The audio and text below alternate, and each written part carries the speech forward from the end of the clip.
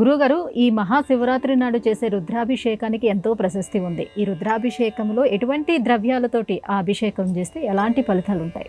ఈశ్వరుడు అభిషేక ప్రియుడు అని ప్రమాణం. రుద్రులకు సంబంధించి మనం చేసేటటువంటి ఏ అర్చన అయినా అభిషేక రూపంలోనే స్వామి స్వీకరిస్తాడు. భృగు మహర్షి శాప కారణంగా పరమేశ్వరుడికి నివేదనలు నైవేద్యాలు లేవు. సమస్త పదార్థాలను ద్రవ రూపంలో లేదా మంచినీటిలో కలిపి ఆ నీటితో మజ్జనం అభిషేక సేవ చేయాలి. భస్మాభిషేకం, బిల్వోదకం, రుద్రాక్షోదకం, పుష్పోదకం, గంధోదకం, వివిధ ఫల ద్రవ్యముల చేత లభించేటటువంటి ఉదకం, అందులో మంచినీరు కలిపి ఉంచడం, శుద్ధ గంగాజలం, శంఖములో నీరు పోసి ఆ నీటితో అభిషేక సేవ చేయడం, ఇలా ఆయా ద్రవ్యములతో మనం చేసే అభిషేకాల వలన ఆయా ద్రవ్యములు వినియోగిస్తే మనకు కలిగేటటువంటి ఆయుర్వేద ప్రయోజనాలు చేకూరుతాయి. బంగారు గొలుసు ఉంగరం నీటిలో వేసి ఆ నీటితో అభిషేకం చేస్తే శరీరానికి వర్చస్సు వచ్చి చేరుతుంది. భస్మం నీటిలో కలిపి అభిషేక సేవ నిర్వహిస్తే ఆరోగ్యం మెరుగవుతుంది.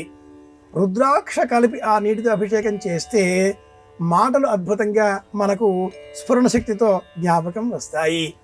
వివిధ ఫలద్రవ్యములు ఋతుకాల ధర్మాలకు అనుకూలంగా మామిడి పళ్ళు కావచ్చు, బత్తాయి రసం కావచ్చు, చెరుకు రసం కావచ్చు, ఆయా ఫలద్రవ్యాలను వినియోగించి మనం చేసేటటువంటి అభిషేకాలతో ఆయా ఫలాల ద్వారా మనం చేరగూరేటటువంటి ఉనగూరేటటువంటి సమస్త శుభకర ప్రయోజనాలు చేకూరుతాయి.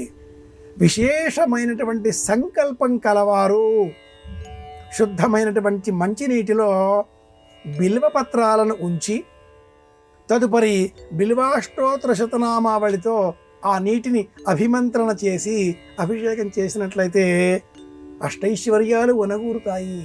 ఈశ్వరుడు ఐశ్వర్యప్రదాత అని కూడా శాస్త్ర ప్రమాణం.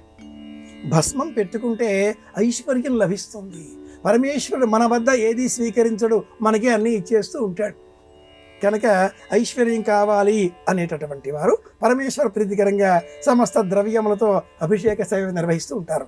శివరాత్రి మరుసటి నాడు అంటే రేపు ఉదయం 6 గంటల తర్వాత అన్నాభిషేకం చెయ్యాలి. చక్కటి అన్నమును వండి కాస్త గోరువెచ్చగా ఉన్న ఆ అన్నమును పొగలు కక్కేది కాదు సుమా. గోరువెచ్చగా ఉండే ఆ అన్నమును ఓ పళ్ళెంలో పుచ్చుకొని వెండి పళ్ళెం అయి ఉండాలి. ఆ పళ్ళెంలో కాసింత పెరుగు వేసి రెండింటినీ కలిపి కాసింత మినుములు కాసిన నువ్వులు కలిపి కాస్త మెత్తదిగా గుజ్జువల చేసి ఆ పదార్థముతో శివుడికి అలంకరణ చేయడమే అన్నాభిషేకం. పలువురు వేడివేడి అన్నాన్ని అలా తీసుకువచ్చి పాత్రలతో శివుడి పైన కుమ్మరి చేస్తూ ఉంటారు. పరమేశ్వరుడు కదా, ఆయనకి ఒళ్ళు బొబ్బలెక్కదు. ఇలాంటి జ్ఞానం మనలో ఉండాలి అని చెప్పేదే శివ సంబంధితమైన జ్ఞానం.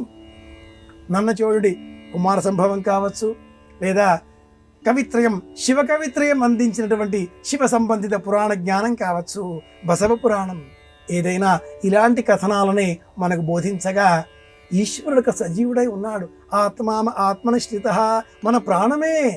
కనుక అతి జాగరూకతతో అన్నాభిషేకం చేసిన తరువాత మాత్రమే అన్నాన్ని మనం స్వీకరించాలి. ఇది శివ సంబంధంగా చేసేటటువంటి అభిషేకాల స్వరూపం. అన్నాభిషేకం ఇలా చెయ్యాలి. శివరాత్రి మరుసటి నాడు ఉదయం, రేపు ఉదయం 6 నుంచి 9 ఈ మధ్యకాలంలో చేసి తదుపరి ఆ అన్నాన్ని మనం ప్రసాదంగా స్వీకరించాలి. ఇది తీర్థం కాదు, ప్రసాదం. ఇది గుర్తుంచుకోవలసిన అంశం.